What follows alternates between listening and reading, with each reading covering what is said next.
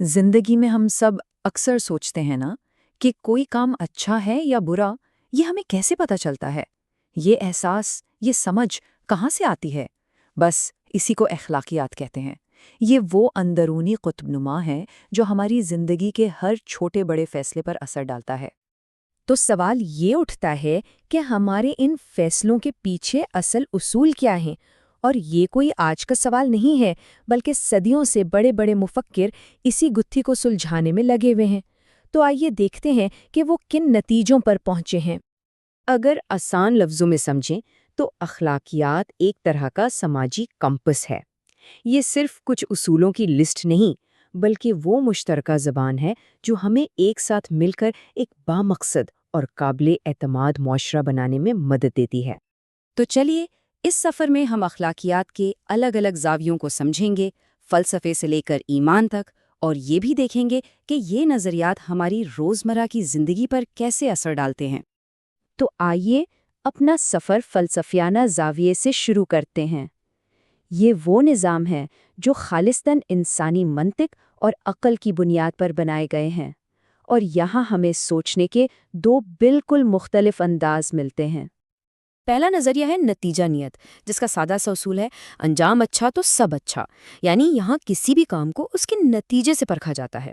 अगर नतीजा ज़्यादा से ज़्यादा लोगों के लिए भलाई लाता है तो उस काम को इखलाकी तौर पर बिल्कुल ठीक माना जाएगा। लेकिन एक दूसरा नज़रिया है जो इससे बिल्कुल उल्ट है। इसे कहते हैं अखलाकियात फ़र्ज़ या डिओंटोलॉजी। ये नज़रिया कहता है कि नताइज अहम नहीं है, बल्कि उसूल अहम है। कुछ काम ऐसे हैं जो अपनी ज़ात में ही सही या गलत होते हैं। जैसे सच बोलना एक इखलाकी फ़र्ज़ है, चाहे उसका नतीजा कुछ भी निकले। और यहाँ इन दोनों का फ़र्क बिल्कुल साफ हो जाता है। एक तरफ अटल उसूल हैं और दूसरी तरफ बदलते हुए हालात और नताइज। ये इखलाकी सोच की दो अलग अलग दुनियाएं हैं। तो सवाल ये है कि क्या उसूल पर डट जाना चाहिए या बेहतरीन नतीजे को तरजीह देनी चाहिए। ये मशहूर कौल दरअसल अफादियत पसंदी यानी यूटिलिटेरियनिज़्म के नज़रिए का खुलासा है, जो कि नतीजे नियत की सबसे जानी पहचानी किस्म है। यहाँ मकसद सिर्फ एक है, ज़्यादा से ज़्यादा लोगों की खुशी और फलाह। अच्छा, अब अगर हम फ़लसफ़े से हटकर देखें तो हमें अखलाकियात का एक और बहुत ताकतवर निज़ाम मिलता है जो ईमान पर मबनी है। इस्लामी नुक्ता नज़र में अखलाकियात कोई अलग ठलग चीज़ नहीं, बल्कि ये तो किरदार और अकीदे के साथ गहराई से जुड़ी हुई है। इस निज़ाम में अखलाकियात की शुरुआत बाहर से नहीं, बल्कि अंदर से होती है, यानी किरदार से। यहाँ अच्छे काम सिर्फ दिखावा नहीं होते, बल्कि इंसान की अंदरूनी फितरत और तरबियत का हकीकी अक्स होते हैं। और इस किरदार की बुनियाद क्या है? वो है अकीदा। ये वो मजबूत चट्टान है जिस पर अखलाकियात की पूरी इमारत खड़ी होती है।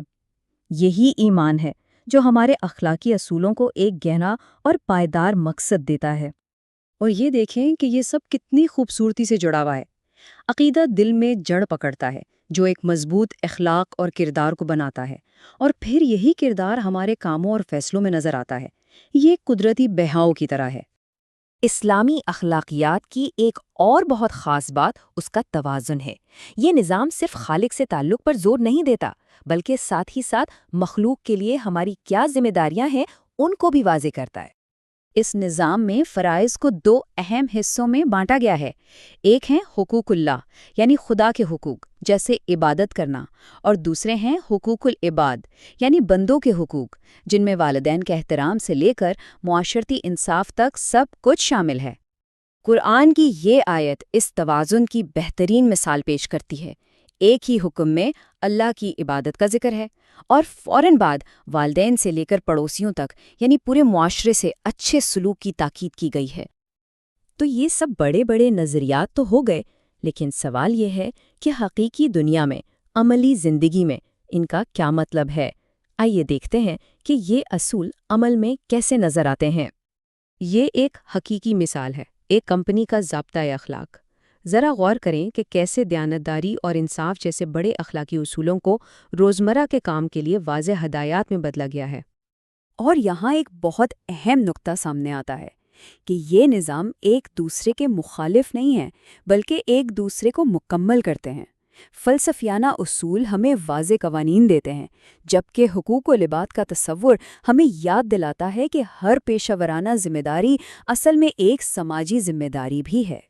تو اس ساری بات چیت سے ہم کیا اہم ٹیک اویز، کیا اہم سبق سیکھ سکتے ہیں؟ تو خلاصہ یہ ہے کہ اخلاقی فیصلوں کے لیے ہمارے سامنے دو طاقتور راستے ہیں، ایک ہے منطق اور اصولوں کا راستہ اور دوسرا ہے ایمان اور کردار کی تعمیر کا۔